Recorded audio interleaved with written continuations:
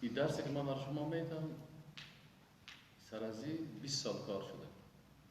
سفر کردیم، تحصیل کردیم، تا بالا دویدیم.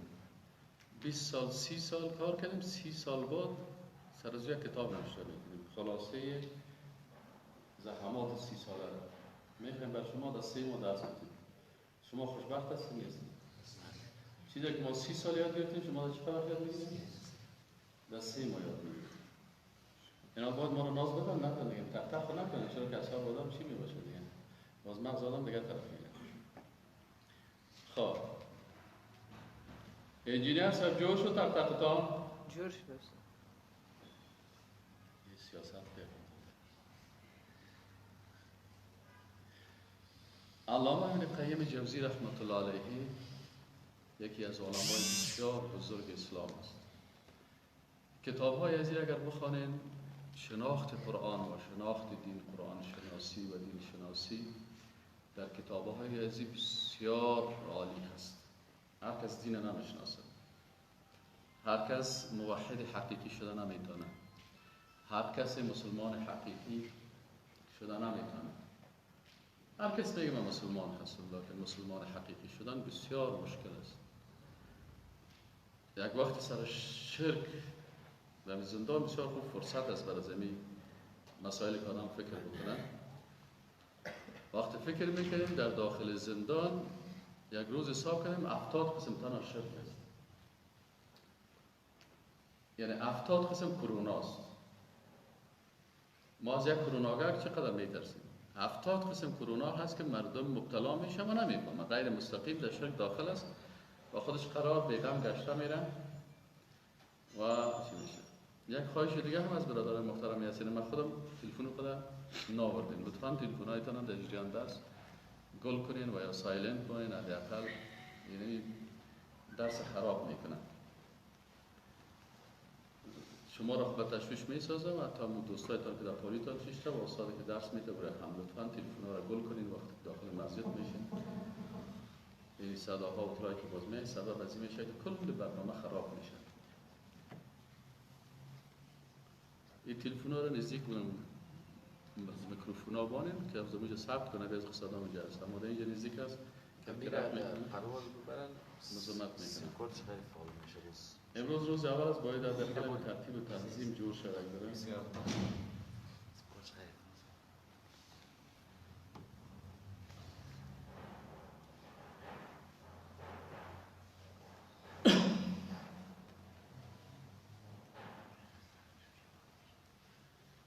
علامه ابن قیم جوزی رحمه الله یکی از علمای بزرگ است و قرآن شناس بسیار قوی است. در جمله علمای احناف یکی از علمای بسیار بزرگ علامه ابن ابی‌العز حنفی رحمه الله است که عقیده طحاویه را شرح کرده. در بین علما بعد از صحابه و تابعین و تبع تابعین این دو عالم بزرگترین علمای عقیده شناس و قرآن شناس هستند. سخنهای از اینا، هر سخن از اینا به اندازه ارزش داره که انسان باید هر سخن از اینا را به هزارها دلار بخره و پیدا کنه و درک کنه. این علما، یکی از این علما چی میگه؟ بسیار جالب اینا درباره قرآن بحث میکنه. اینا میگن که القرآن الکریم کله فی التوحید. میگه این قرآن عظیم شان که نازل شده بالای رسول الله صلی الله علیه و سلم، تمام از این قرآن درباره توحید است، از اول تا به آخر. اینالی قرآن که درباره توحید است، اول باید کل ما شما یاد بگیریم اگر میخوایم درس بخونیم. از این میجا درس ما شروع میشه و در درس خواهش من است که هر کس باید دست خدا بالا کنه و اینجا بیاید در جای من بشینه و درس بگوید. من درس هم سخت نمیگم که شما یاد نگیرید. درس هم به سویه صنف 4 و 5 مکتب میگم. ولی امیدوار هستم این کسایی که از صفحه 4 و 5 بالاتر هستن و دیگه باید البته عاجل یاد بگیرن. القرآن كله في التوحید.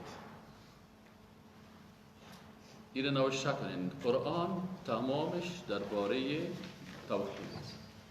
تمام قرآن درباره چی است؟ توحید است.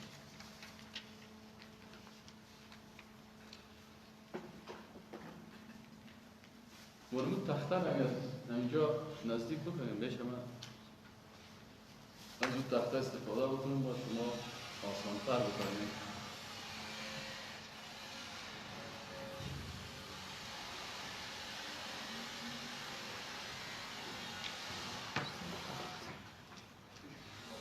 چه قسم جمعه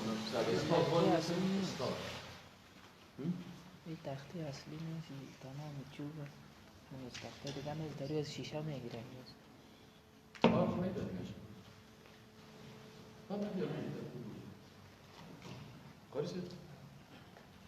پاک میشه؟ پاک میشه.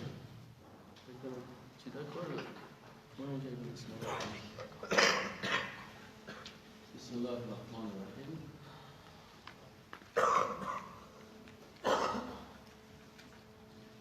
القرآن كله في التوحید. چی مانا؟ تمام قرآن درباره چی است؟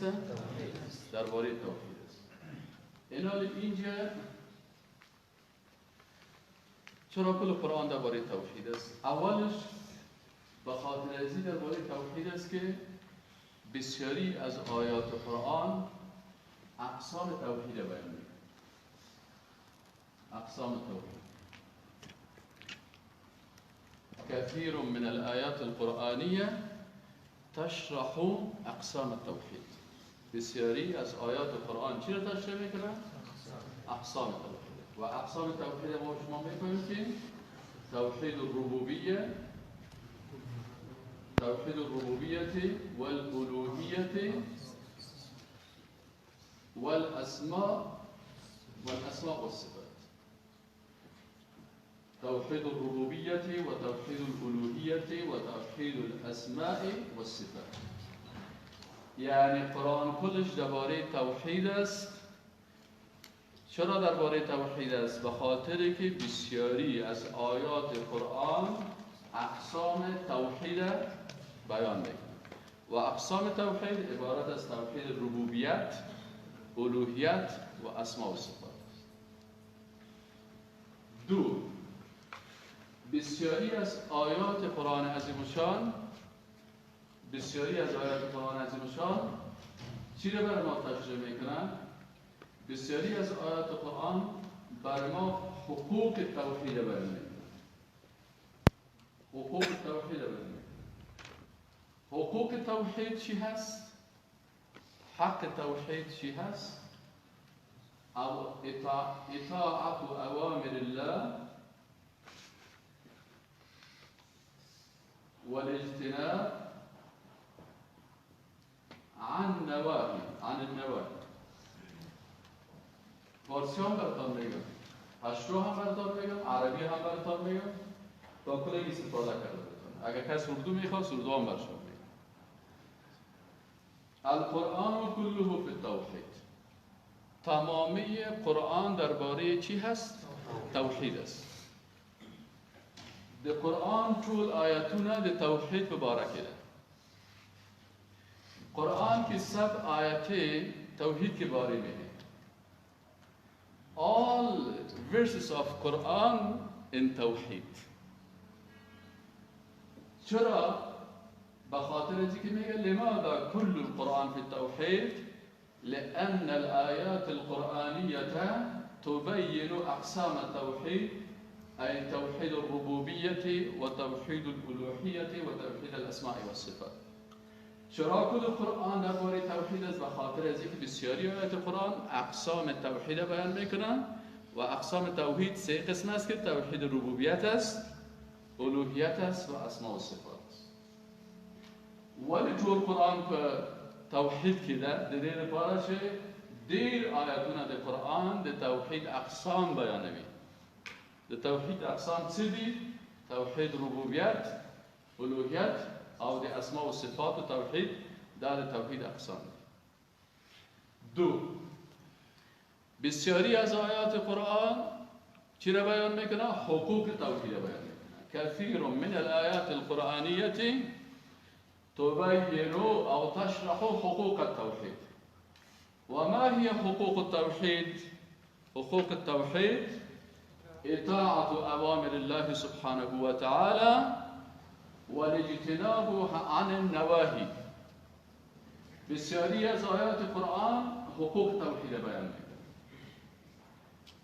این حقوق توحید چی است؟ عبارت از آیات قرآن است که اوامر الله را بیان میکنه که از این اوامر باید اطاعت شد. اقیموا الصلاة و آتوا الزکاة کتب علیکم الصیام کما کتب علی الذین من قبلکم. این کل آیات قرآن که است اوامر الله را بیان میکنه. و باقی مانده آیات قرآن چی هست؟ اجتناب از نواهی هست. نواهی چی هست؟ چیزایی که منع هست. کدام چیزا منع هست؟ منع است. الله متعال میگه یا ایها الذین آمنوا ای مؤمنان انما الخمر والمیسر والانصاب والازلام رجس من عمل الشیطان فاجتنبوه.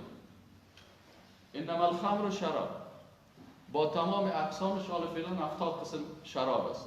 ویسکی هست و براندی هست و 96 هست و مثلا بنگ چطورکایی هست و مثلا 2% است و اینی آب چطورکایی است. اینیا کلش همین نیم فیصد هم که شراب داشت نشاور بود این شراب است. الله میگه این رجس است از عمل شیطان است.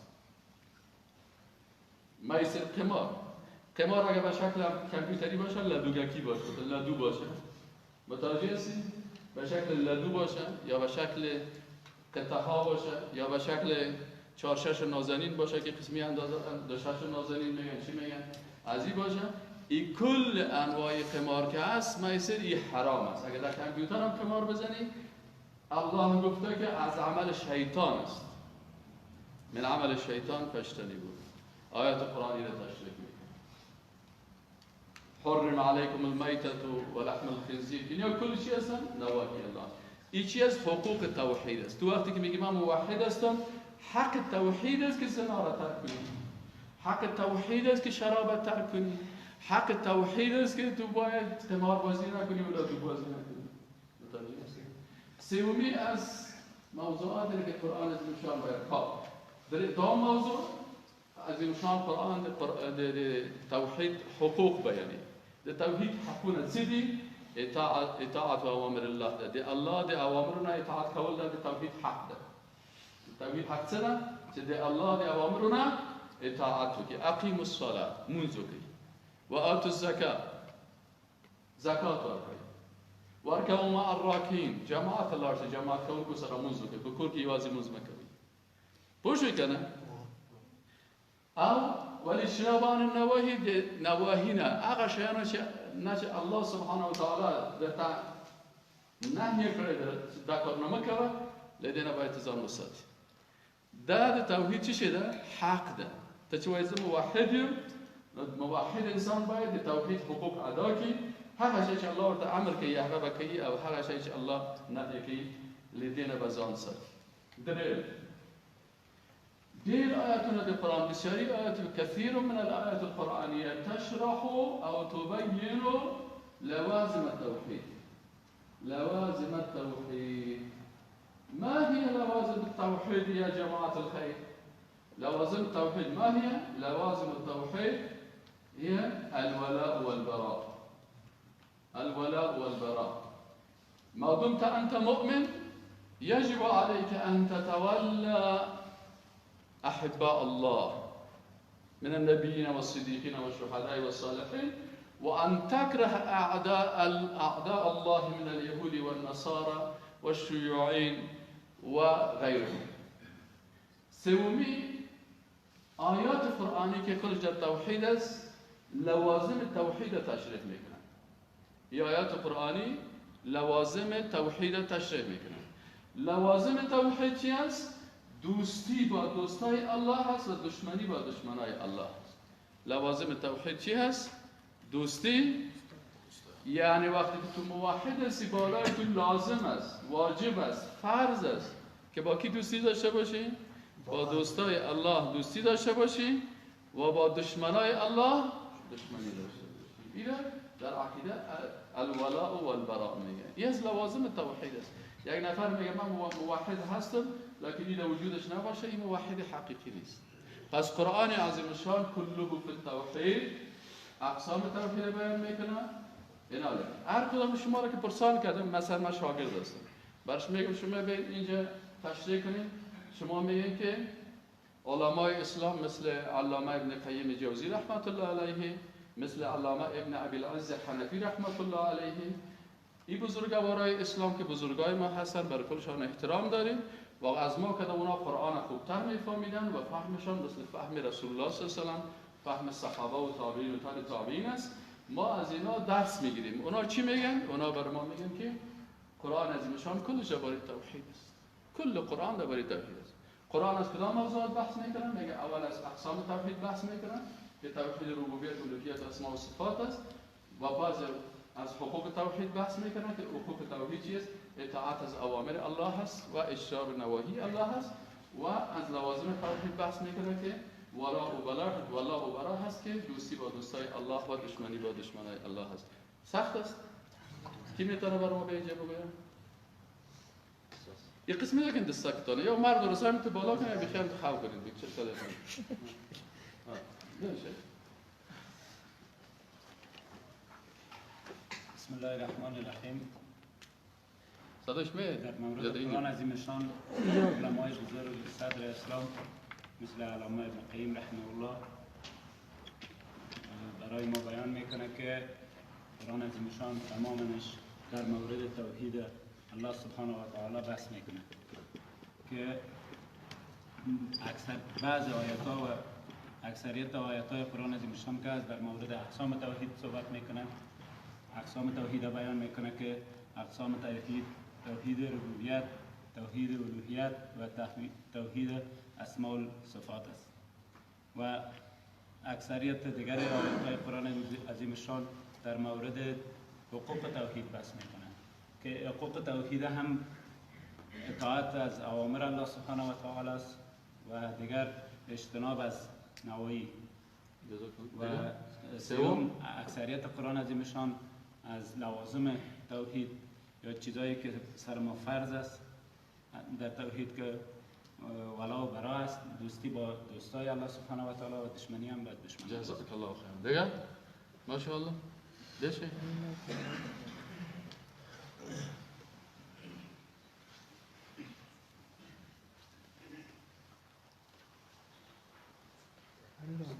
بسم الله الرحمن الرحیم. الحمد لله وحده والصلاة والسلام على من لا نبی بعده.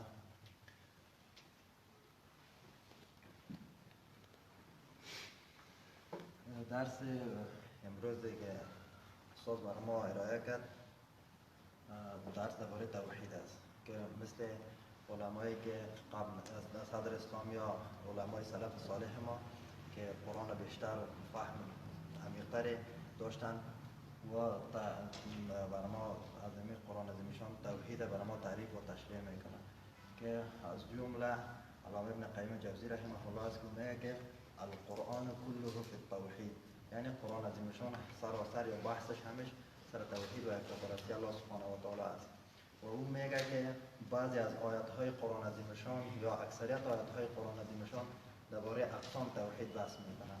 اقسام توحید هم سه قسم است که یکی توحید ربوبیت است، توحید الوهیت است و توحید اسماء و صفات است. و بعضی از آیات‌های قرآن عظیمشان درباره حقوق توحید بحث میکنن.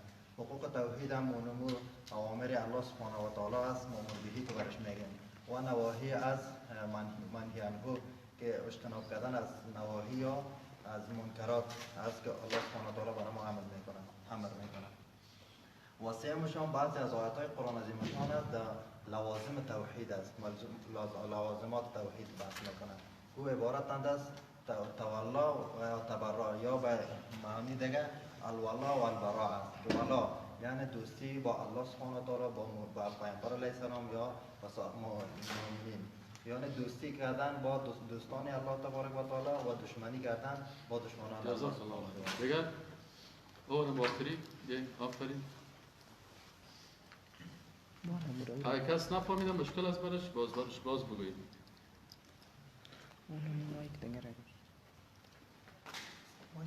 اینی دیگه که زده گیست.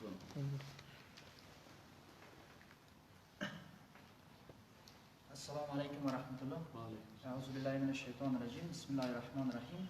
در درس امروز ما مقدمتا در رابطه با اهمیت علم توحید جناب استاد بعضی موضوعات تشریح کردن و اشاره به این بود که نظر دو دانشمند مطرح جهان اسلام که بعد از صحابه کرام گفتیم دومین شخصیتایی هستند که راجع به علم عقیده بحث‌های بسیار کلیدی را دارند که از جمله امام ابن القیم جوزی رحمت الله علیه است که بزرگوار بیان میکنه القرآن کله فی التوحید، یعنی قرآن کریم تمام موارد و موضوعاتی را که بحث میکنه راجع به توحید الله سبحانه و تعالی است.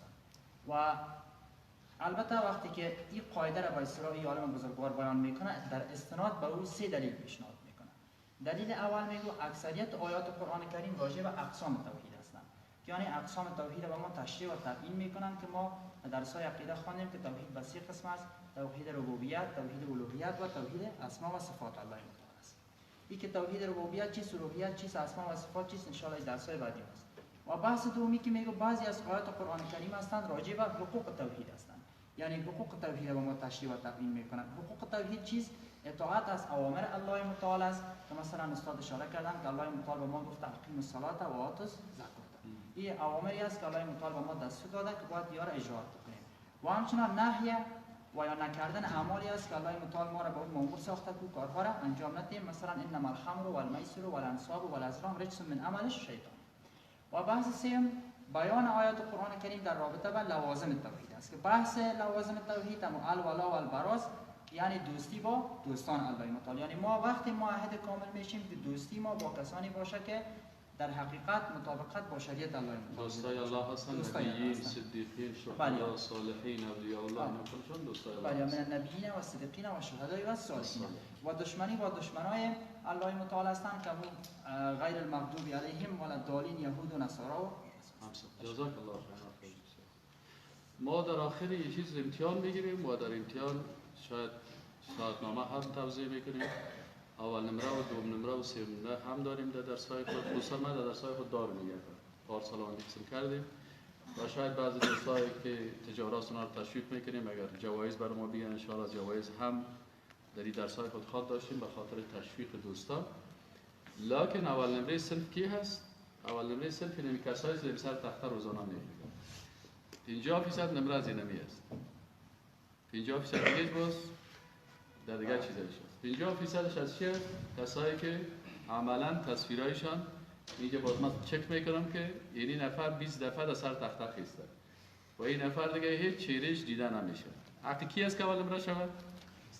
کسی که اینجا سر تخته میخیزه و درس تشریح میکنه. چرا کسی که خیز و درس تشریح کنه سر تخته این در آینده یک داعی دعوتگر بسیار خوب استاد دایی اگر فوت کرد باز میشه مثلا دیگر دایی ها باشن که احمد دایی و محمود دایی و جمشید دایی و عبدالرحمن دایی و اینی شد و اگر در سر تخته نخیزه بازو دعوتگر شده نمیتونه. چرا دعوت یکی از اساسات شمی است که انسان باید جرأت داشته باشه و در مقابل دیگران بسیار همونطور خوب بخیزه و صحبت کنه. یک نفر رقاص از رقص نمیشرمه یا بسیاری مردم ها در این سرکات سیگرت میکشن نمیشرمه. نصاری در این سرک دادان خود مردانی را کفه میکنن نمیشرمه. موضوع از گفتن قال الله و قال رسول میشرمه. باز اینجا ما شما در دنیا هم اول نمره نمیشیم، در آخرت هم اول نمره نمیشیم. در حالی که درس بسیار ساده و آسان است. کی یاد گرفت دیگه بر ما میگن؟ ماشاءالله بفرمایید.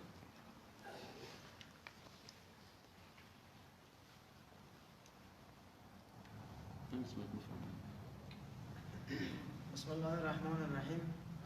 درس امروز ما اولی که جناب استاد تشریح کردن درباره اهمیت توحید بود که از جمله امام ابن قیم جوزی رحمت الله علیه و سایر بزرگان دین که قرآن را از ما بیشتر میدانستند که بیان میکنند القرآن کله فی التوحید، یعنی قرآن کریم تمامش از توحید بحث میکنند.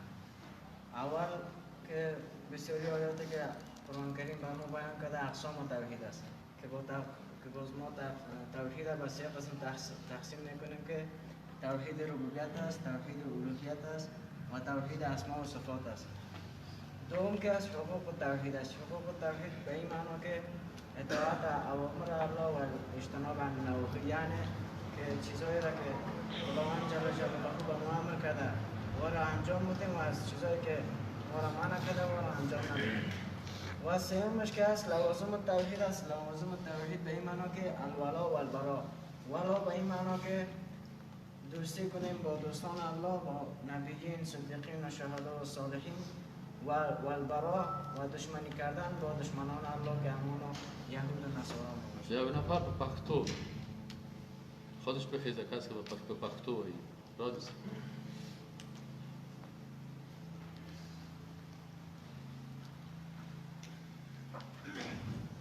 السلام عليكم ورحمة الله. نحمده ونصلي على رسول الكريم. أما بعد، أعوذ بالله من الشيطان الرجيم. بسم الله الرحمن الرحيم. محترمین هزارو دیمو نننه ارتباط توحید کرده. الله متعال په قرآن عظیم شان کې پرالته د توحید کې متعدد آیاتونه بیان کړي. په هغه باره کې علامه ابن قیم جوزی و عبدالعزیز حنیفی رحمت الله علیه دوی د توحید په باره کې چې د مقدمینو علماو څخه دي، دوی هغه توحید دو بخش تقسیم کړي دي.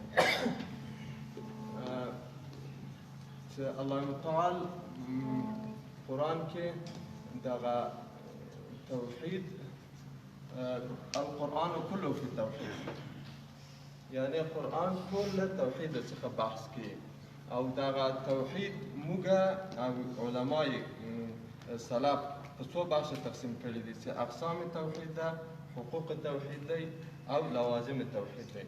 اقسام توحید بیا په درې بخشو څخه تقسیمیږي چې توحید ربوبیت دی، توحید الوهیت دی او توحید اسماء و صفات دی. دوهم ډېر کثیر آیاتونه دي قرآن عظیم شان په ارتباط حقوق توحید کې بحث کوي چې دا حقوق توحید یعنی اطاعت اوامر الله، چې اطاعت دی الله له اوامر وکړو.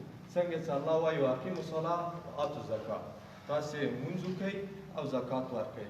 یا بل آیت کې وایي اطیعوا الله واطیعوا الرسول، تاسې اطاعت د الله او رسول وکئ فقط فاز فوزا عظیما، تاسې کامیابیږئ په ستر کامیابي سره.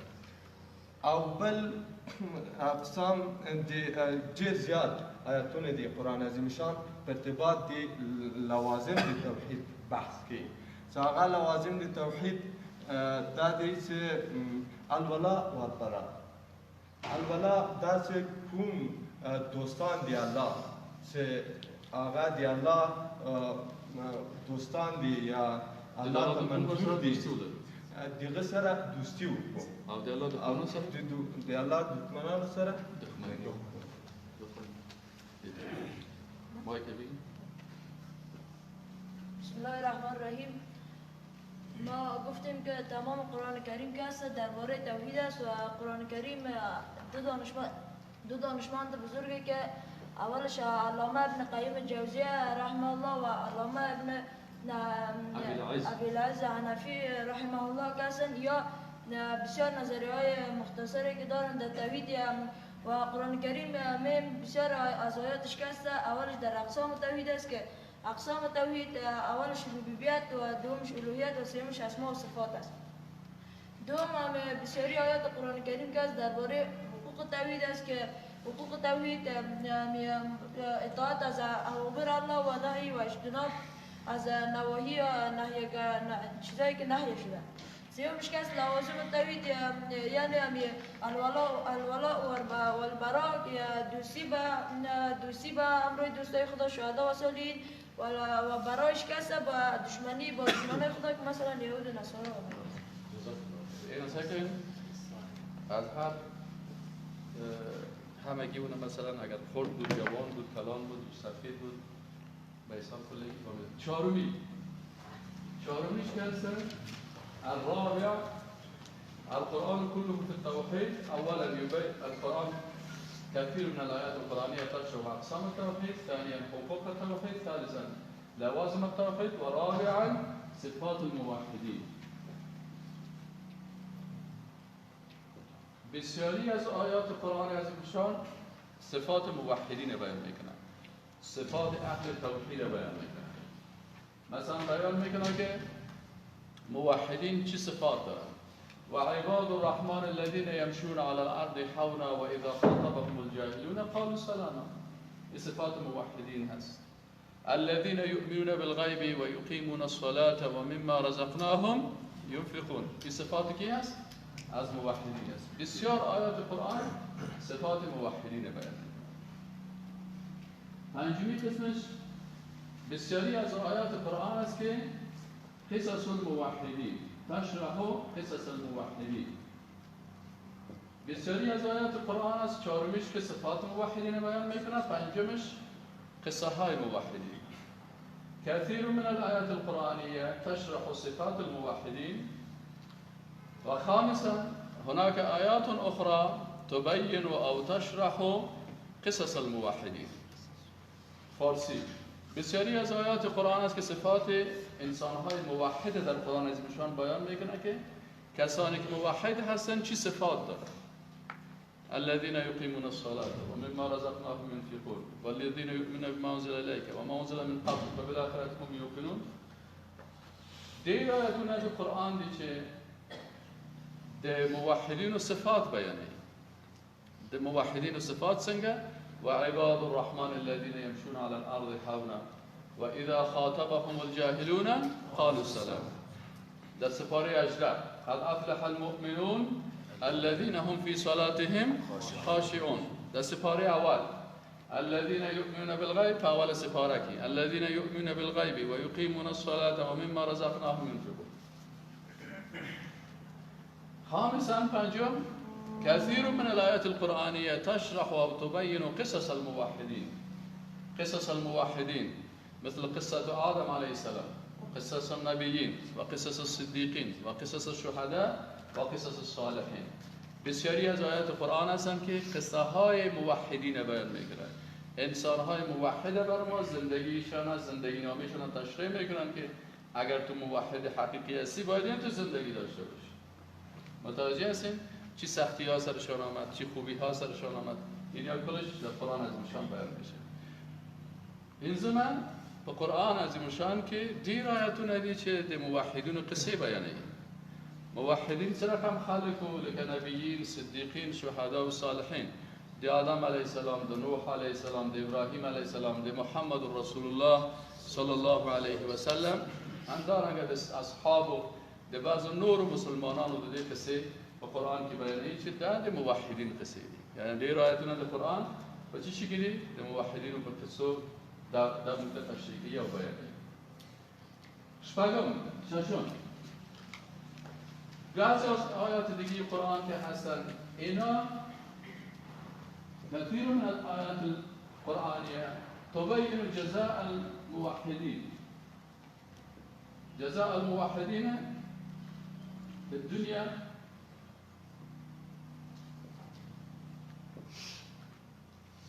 بسیاری از آیات قرآن است که جزا و پاداش موحدین در دنیا بیان میکنه. فلانی موحد در دنیا چی پاداش گرفت. اینه بسیاری از آیات قرآن جزا و پاداش موحدین بیان. جزای موحدین یا پاداش موحدین بیان.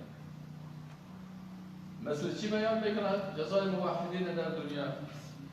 مثلا بر ما آیات قرآن است که بیان میکنه مثلا اصحاب بدر در بدر چه قسم چند هزار ملائکه آمدن امرای از اینا کمک کردن.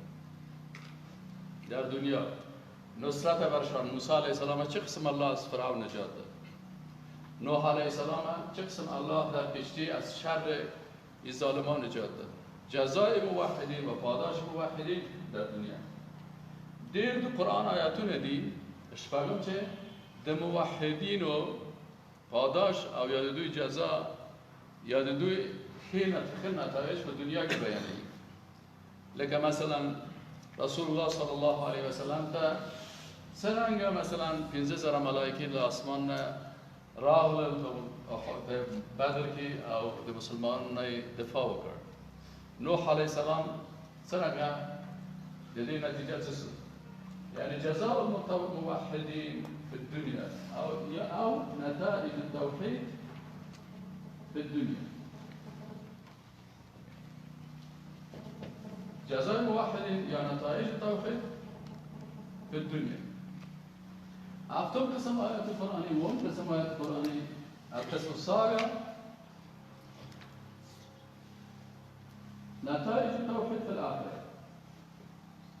نتائج التوحيد في الآخرة.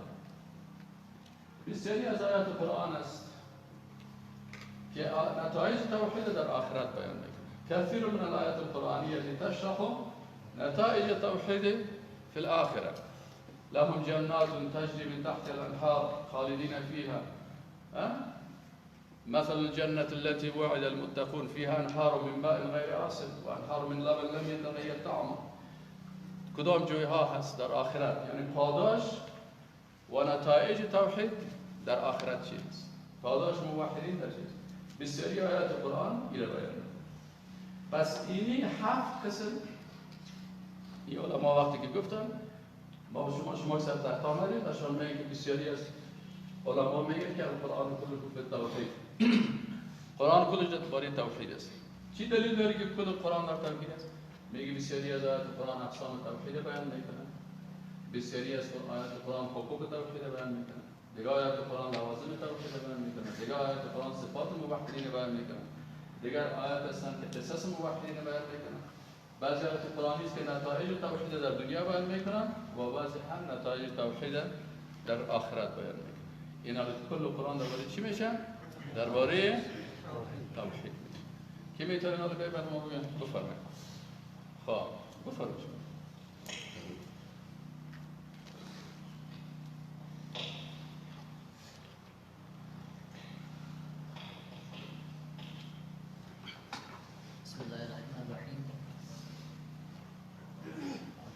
السلام علیکم و رحمت الله و برکاته. درس امروز ما درباره قرآن شناسی بود و نظریات بزرگ علمای اسلام که از جمله علامه ابن قیم جوزی رحمه الله و همچنان علامه ابن عبدالعز حنفی رحمه الله درباره قرآن شناسی نظریه دادن، نظر دادن و نظرات بسیار مفید و ارزشمنده. علامه ابن قیم جوزی رحمه الله میگه که قرآن کلش درباره توحید است. قرآن که نازل شده تمام مباحثش درباره توحید است و دلایلی که ما به خاطر از این که گفته داریم که کل قرآن درباره توحید است چی است؟ این که بعضی از آیات قرآن اقسام توحید بیان میکنه که اقسام توحید ربوبیت، الوهیت و اسماء و صفات در قرآن بیان شده همین سه اقسام است. و بعضی از آیات قرآن حقوق توحید بیان میکنه که توحید بالای مسلمان ها چه حقوقی داره که اطاعت از اوامر الله و اجتناب از نواهی الله تعالی است.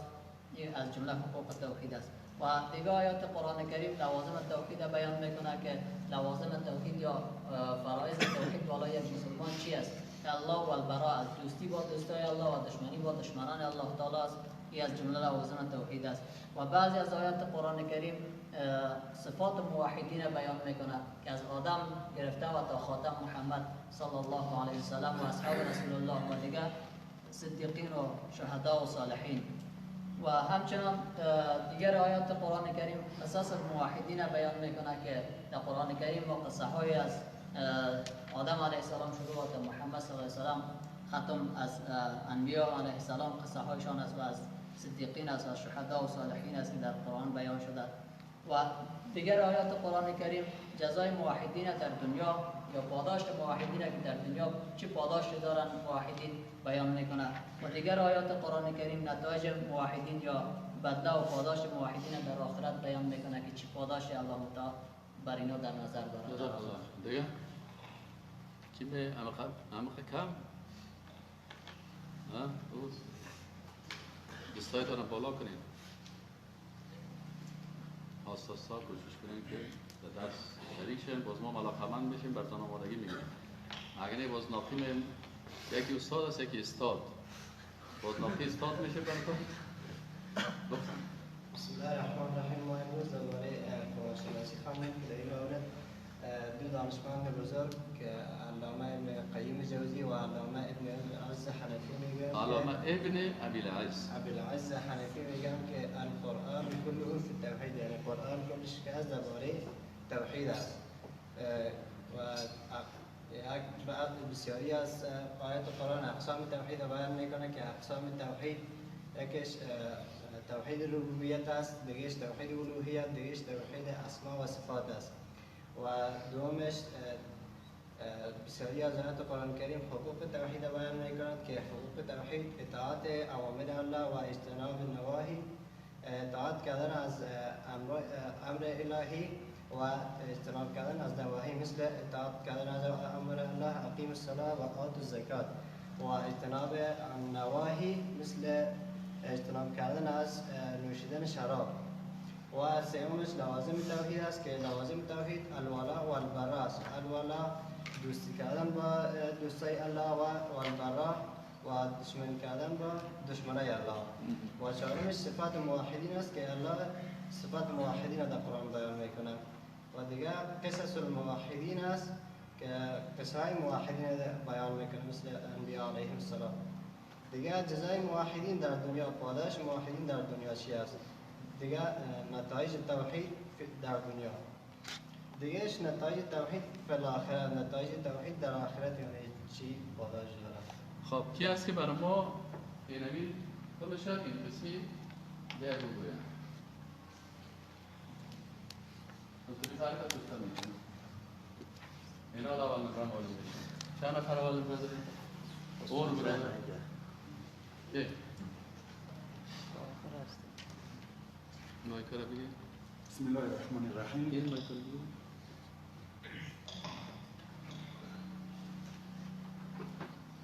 بسم الله الرحمن الرحیم. با اجازه دوستان محترم درس امروز ما شما راجع به عقیده بود که علامه ابن قیم جوزی رحمه الله از جمله علمای بزرگ و علامه ابن ابی العز الحنفی رحمه الله که درباره می‌فرمایند القرآن کله فی التوحید، تمام قرآن در مورد توحید است، در مورد یکتاپرستی خداوند است.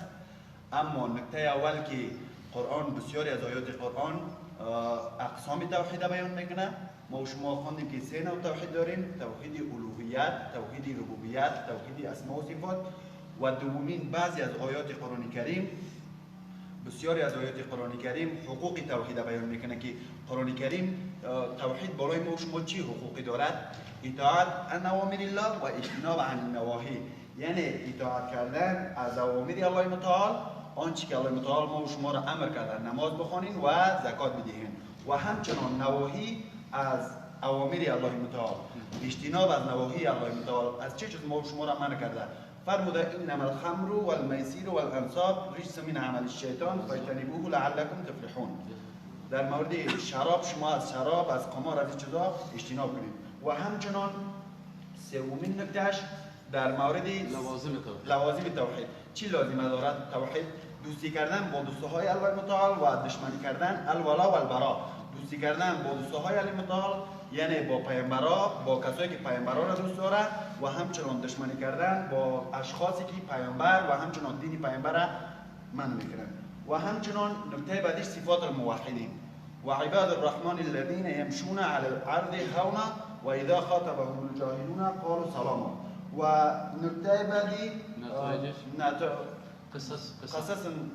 قصص الموحدین. صفات الموحدین چی صفات دارن؟ اصحاب کهف انهم فتیه آمنوا بربهم و زدناهم هدی. و همچنان در مورد نکته بعدی نتایج صفات موحدین در دنیا.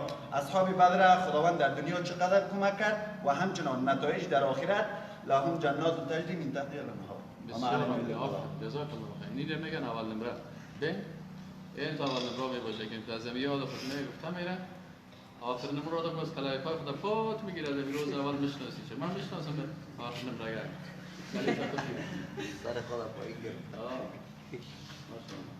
وقتوی لختی خودتکه ہوئے بسم الله الرحمن الرحیم. زموږ نن درس چې و دا د قرآن پېژندګلوۍ په اړه و. د قرآن د پېژندګلوۍ په اړه دوه علما چې هغه د صدر الاسلام علما دي یو چې دی علامه ابن القیم الجوزی رحمت الله علیه او بل چې دی علامه ابن ابي العز الحنفي رحمت الله علیه دا خپل نظر ورکوي او موږ ته قرآن کریم داسې طریقوي. بسم الله الرحمن الرحیم دا چې وایي القرآن كله في التوحید. قرآن کریم چې دی دا ټول د توحید په اړه دی، ټول آیتونه د توحید په اړه دي، ټول آیتونه تشریح کوي توحید. اول دلیل چې دوی راوړي اول چې دی هغه چې د قرآن کریم زیاتره آیتونه چې دي هغه اقسام التوحید تشریح کوي. اقسام التوحید یعنې د توحید ډولونه. توحید په درې ډوله دی چې هغه یو ربوبیت دی، الوهیت دی او بل چې دی اسماء او صفات. اقسام التوحید نه وروسته دوهم دلیل چې دوی راوړي هغه دی حقوق التوحید دی. حقوق التوحید چې دی حقوق التوحید اطاعت اوامر الله والاجتناب عن النواهی. د توحید حقوق یعنی اطاعت کول دي د الله جل جلاله د امرونو نه. لکه الله جل جلاله امر کوي په قرآن کریم کې چې تاسو لمونځ وکړئ، زکات ورکړئ، والاجتناب عن النواهی او هغه امر کوي چې تاسو د نواهیو نه ځان وساتئ او هغه مه کوئ لکه چې وایي چې تاسو قمار او شراب او دا مه خورئ. او دریم چې دی هغه دریم دلیل چې دوی بیانوي لوازم التوحید دی. لوازم التوحید بیا لوازم التوحید دا دی چې الولاء والبراء، د الله د دوستانو سره تاسو دوستي وکړئ او د الله د دشمنانو سره تاسو دشمني وکړئ. څلورم چې دی دلیل چې دوی راوړي هغه صفات الموحدین دي. صفات الموحدین یا د موحدین څه ځانګړتیاوې لري لکه انبیا علیه السلام او داسې نور صفات الموحدین. او پنځم د زیاتره آیتونه د قرآن کریم چې دي هغه صفات قصص الموحدین دي، یعنې د موحدینو په اړه د موحدینو د ژوند په اړه په هغې کې قصص قصې راغلی لکه د انبیا علیه السلام قصې، د یوسف علیه السلام قصې، د موسی علیه السلام قصې او داسې نورې او د نورو موحدینو خلکو. او اووم چې شپږم چې دی پنځم شپږم هغه چې دی هغه دی نتائج التوحید فی الدنیا. د نتائج التوحید فی الدنیا دی مثلا د اصحاب بدر سره الله جل جلاله 15,000 ملایکې د دوی د مرستې لپاره راولېږي. همدارنګه د یوسف علیه السلام سره مرسته وکړه او موسی علیه السلام یې د فرعون له شر څخه وساتی او همداسې نور. او بل چې دی اووم چې دی هغه نتائج التوحید یا جزاء التوحید فی الاخره. په آخرت کې د دوی لپاره څه تیار شوي دي، د دوی نتایج ثمره او جزا لکه جنت چې رسول الله صلی الله علیه وسلم د جنت په اړه فرمایي اعددت لعبادي الصالحین ما لا اعین رأت ولا اذن سمعت ولا خطر على قلب البشر. ایمان د صالحین بندگانو لپاره داسې جنت تیار کړی چې اعددت لعبادي ما لا اعین رأت چې نه کوم سترګو لیدلی ولا اذن سمعت او نه کوم غوږونو د هغه په اړه څه اورېدلي ولا خطر على قلب البشر او نه د بشر په زړونو کې د هغه تخیل او جزاک الله ان شاء الله بارک الله جزاک الله خیر. دیگه کی برای ما میخواد چیز بگم؟ کسی که نامده باشه کی میگه؟ تو کسی بگی باز پس دلت نشد بی؟ بی؟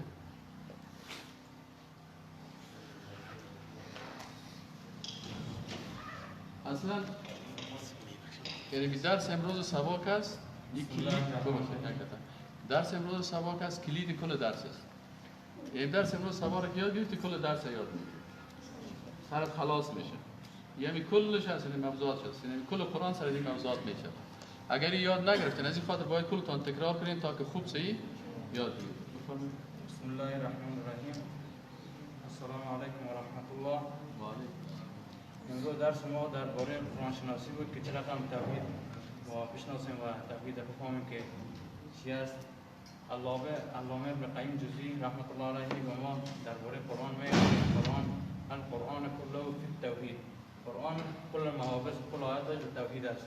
و اینا ما دلایل هم میارن که قرآن از در 7 دلیل میاره که قرآن از توحید بحث میکنه که دلیل اولش قرآن از قرآن اقسام توحید است که اقسام توحید به 3 بخش است که توحید ربوبیت است، توحید الوهیت است و توحید اسماء و صفات است که باز دلیل دومشان توحید قسم دومش قسم دومش توحید حقوق الوهیت است. حقوق توحید است. حقوق توحید است. حقوق توحید است که حقوق توحید و ما بفهمیم که چطور ما میتونیم در اطاعت زوامر الله از در امور روزمره ما اطاعت از امر الله کنیم و اجتناب از چیزی که منع کرده.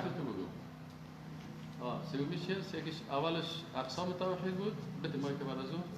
دومش حقوق توحید بود، سومش لوازمه. لوازم توحید. بالا بگیم مایی که؟ ولا و برا. چی مانا ولا و برا؟ دوستی با دوستهای خداوند و دشمنی با دشمنان. زیاد کوشش کنیم که از خداوند کی بگین؟ الله سبحانه و تعالی. چی میگیم؟ الله سبحانه و تعالی. دوستی با دوستای الله سبحانه و تعالی و دشمنی با دشمنای الله سبحانه و تعالی. تو چاری میشه برای ما بگو؟ باش کم بگوین باز کلی چی چاری چی بود؟ بسم الله الرحمن الرحیم. چهارمیش صفات الموحدین بود. یعنی الله رب العزت در بعضی از آیات قرآن کریم ویژگی‌ها و صفات‌هایی که برای انسان موحد در نظر گرفته او را مطرح می‌کنند که انسان موحد ما چه کسی داریم؟ دارای کدام صفات و خصوصیات؟ الذين يؤمنون بالغیب و یقیمون الصلاة و یؤتون الزکات. یک ویژگی است. وعباد الرحمن الذين يمشون في الأرض على الأرض هونا وإذا خاطبهم الجاهلون قالوا سلاما. این صفات‌هایی است که برای انسان موحد داریم. برای ما ششمیشه میگه. بسم الله میگه. اینجا بگید. عزیزی زیارت مشرف شوید. پنجمی چی بود؟ پنجمین یا ششمین است؟ پنجمی بخواست. اولش اقسام توحید بود، دومش حقوق توحید، سومش لوازم، چهارم صفات موحدین، پنجمش نتایج توحید در دنیا. قصص موحدین است که داستان پیامبران در قرآن کریم برای شما تشریح می‌کنه. پنجمش قصص موحدین است، یعنی قصه های پیامبران. ششمش شما بگوین. نقل نکنید دیگه بیاین. نتایج توحید در دنیا اساساً نقل هم نکنید. الحمدلله و الصلاة و السلام علی رسول الله و بعد.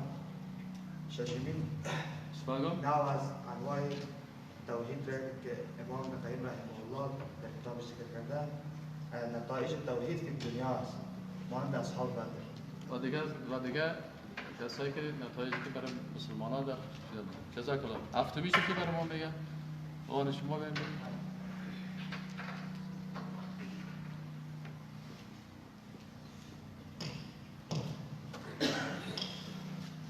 بسم الله الرحمن الرحیم.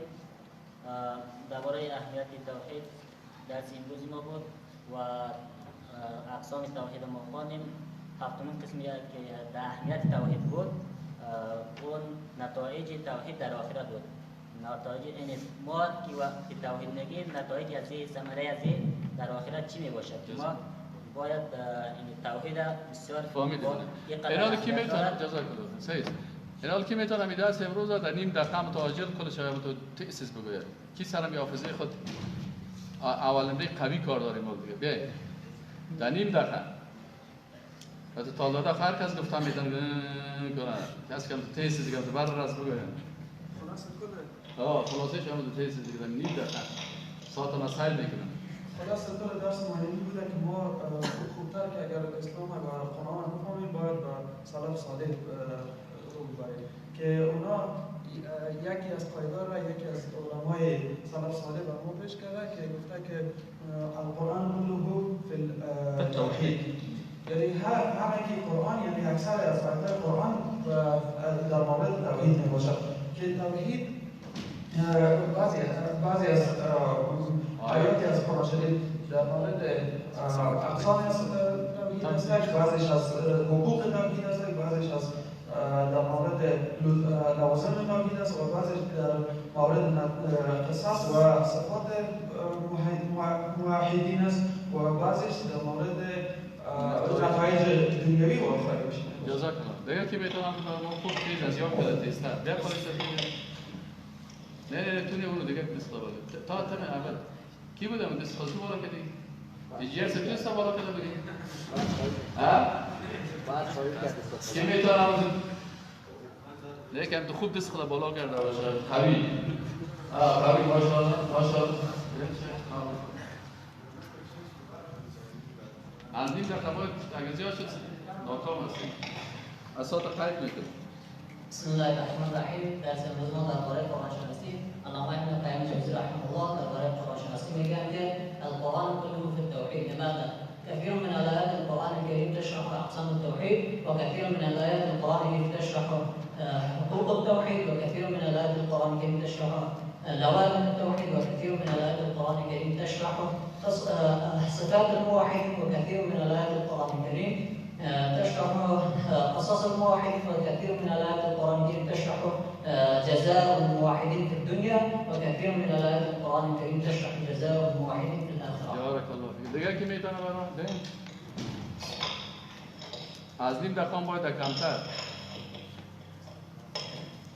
بسم الله الرحمن الرحیم. سلام معترض خدمت دامون شما دوستان نهایت مهربان.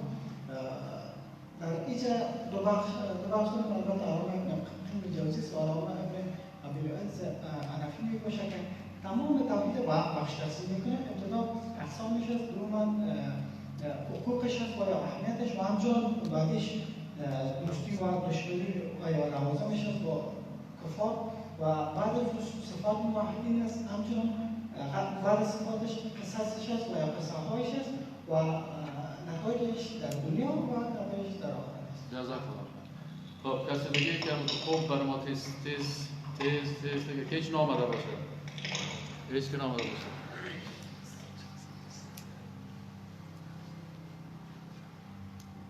نیم دقیقه تو کدارا خلاص.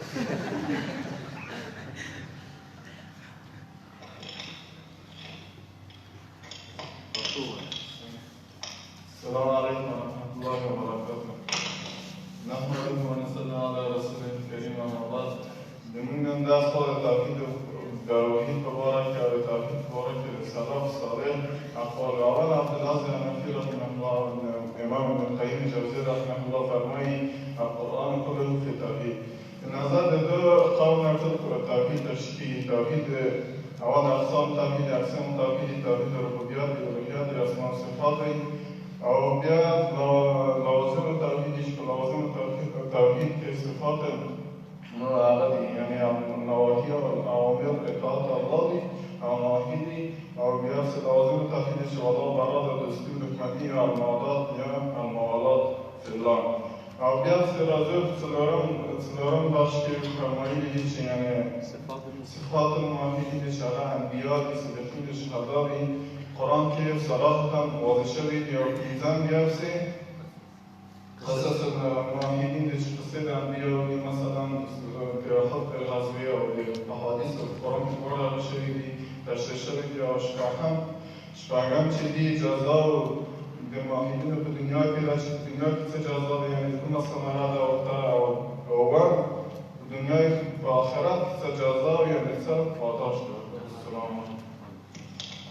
خب درس ما شما و ختم میرسد در آخری قسمتش و تطبیق بعضی دوستان ما وقت آمده باشن و بعضی ها نوشته نکرده باشن. من خلاصه درس براتون میگم، اگه کس نوشته نکرده یا نفهمیده پیشش کدام مشکل باشه آخری خلاصه درس است و درس ما ختم میشه. بسم الله الرحمن الرحیم. موضوع درس امروزی با قرآن شناسی علمای اسلام است. دو تن از علمای بزرگوار اسلام که یکیش علامه ابن قیم جوزی رحمه الله است و دیگهش علامه ابن ابوالعز حنفی رحمت الله علیه است که شارح کتاب عقیده طحاویه است. بسیار کتاب خوب داره، این رو باید بخوانید. شرح عقیده طحاویه از علامه ابن ابوالعز حنفی رحمت الله علیه است. این دو عالم بزرگوار در باره قرآن عظیم شان بر ما و شما این قسم فهم خود بیان کردن، قرآن شناسی خود بیان کردن که القرآن كله فی التوحید، تمام قرآن عظیم شان در باره توحید است. خب حال از اینا سوال میشه که چی دلیل داره که کل قرآن در باره توحید است؟ شما بیان کنید. اونا گفتن این دلیل ما به خاطر از این که کل قرآن در توحید است که اول بسیاری از آیات قرآن است که اقسام توحید را بیان میکنند. ما بسیار آیات داریم که توحید ربوبیت را بیان میکنند. الحمدلله رب العالمین. الله رب العالمین است، ربوبیت است. بسیاری آیات قرآن است که الوهیت الله را بیان میکنه. و فعلم انه لا اله الا الله، الوهیت است. بسیاری از آیات قرآن است که اسماء و صفات الله را بیان میکنه. آیت کرسی 12 صفات الله را بیان میکنه. الله لا اله الا هو الحي القيوم لا تأخذه سنة ولا نوم له ما في السماوات وما في الأرض من ذا الذي يشفع عنده إلا بإذنه إلى آخره. دوم، بسیاری از آیات قرآن درباره حقوق توحید است. حق توحید چی است؟ اوامر الله اطاعت شود و نواهی الله اجتناب شود. اوامر الله بسیار زیاد است. الایمان بدع و 70 شعبه. رسول الله صلی الله علیه و میگه که تنها خود در یک شعبه ایمان مصروف نسازید. شیطان براتان وسوسه میکنه یک بخش که گرفتی باز میگه برو دیگه تو بسیار خوب آدم شدی. نه، ایمان 70 چند شعبه داره. فافضلها قول لا اله الا الله و ادناها اماطة الاذى عن الطریق والحیاء شعبة من الایمان. پس اوامر الله چی است؟ اوامر الله است که اقیموا الصلاة و آتوا الزکات. کتب علیکم الصیام کما کتب علی الذین من قبلکم. کتب علیکم القتال و هو کرها لکم. این میخسب. و نواهی الله چی است؟ انما الخمر والمیسر والازلام والانصاب والازلام رجس من عمل الشیطان فاجتنبوه لعلکم تفلحون. نواهی الله چی است؟ حرمت علیکم امهاتکم. نواهی الله چی است؟ ولا تقربوا الزنا انه كان فاحشة وساء سبیلا. این حقوق توحید است. سومش لوازم توحید است. لوازم توحید چی است؟ دوستی با دوستای الله است. دوستای الله نبیین، صدیقین، شهدا، صالحین، اولیاء الله، این تمام از اینا دوستای الله هست. ما دوستای الله را دوست داریم و باید دوست داشته باشیم. و دشمنی با دشمنای الله هست. یا ایها الذین آمنوا لا تتخذوا اليهود والنصارى اولیاء. این مؤمنان یهود و نصارا را دوستایتان نگیرید. پس چی است؟ اوامر الله را اطاعت بکنیم و از نواهی الله اجتناب بکنیم. این چی گفته میشه؟ نه ببخشید. لوازم توحید چی است؟ دوستی با دوستای الله و دشمنی با دشمنای الله. خب دیگه چهارمیش صفات موحدین است. قرآن عظیم الشان بسیار آیاتی برای ما صفات موحدین تشریح میکنه تا ما بشناسیم که یک موحد چی صفات می داشته باشه. از جمله صفات موحدین چی است؟ یکی از صفات موحدین مثلا در سوره بقره الله متعال میگه که ذلك الكتاب لا ريب فيه هدى للمتقين. المتقیان موحدین کی هستند؟ الذين يؤمنون بالغيب ويقيمون الصلاة ومما رزقناهم ينفقون والذين يؤمنون بما أنزل إليك وما أنزل من قبلك وبالآخرة هم يوقنون. وعباد الرحمن الذين يمشون على الأرض حونا وإذا خاطبهم الجاهلون قالوا سلاما. در سفاری اجرا مثلا قد افلح المؤمنون الذين هم في صلاتهم خاشعون. این باز درسای ما شما در جریان میاد. بعد از او چهارمی چی هست؟ بسیاری از آیات قرآن قصه های موحدین بیان میکنه. صفاتش که شناختیم باز میگن ببینید که چند موحده. تو میخوای موحد باشی یا والا مثل کی وارد باش؟ مثل ابراهیم علیه السلام وارد باش. لقد كان لكم أسوة حسنة في إبراهيم والذين معه إذ قالوا لقومهم إنا براء منكم ومما تعبدون من دون الله. مثل نوح عليه السلام وارباش قال ربي إني دعوت قومي ليلا ونهارا فلم يزدهم دعائي إلا فرارا وإني كلما دعوتهم لتغفر لهم جعلوا أصابعهم في آذانهم واستغشوا ثيابهم وأصروا واستكبروا استكبارا.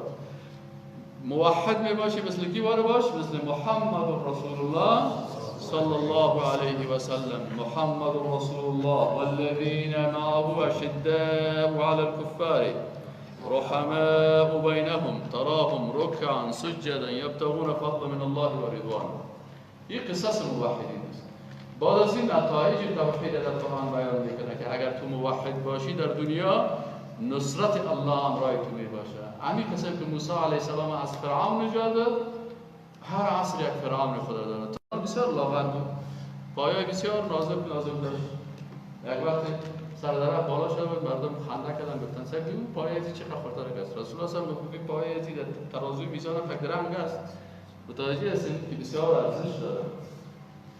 باز عبدالله بن مسعود که ابو جهل مردار کرد به سر سینه‌اش چوکی بازش داد قرار یه تسبیح خود انداخت. ابو جهل همیشه موحدین در دنیا ما را موحد حقیقی بسازه و در آخرت هم در جمله نبیین و صدیقین و شهدا و صالحین با صاحب موحدین حشر بکنه.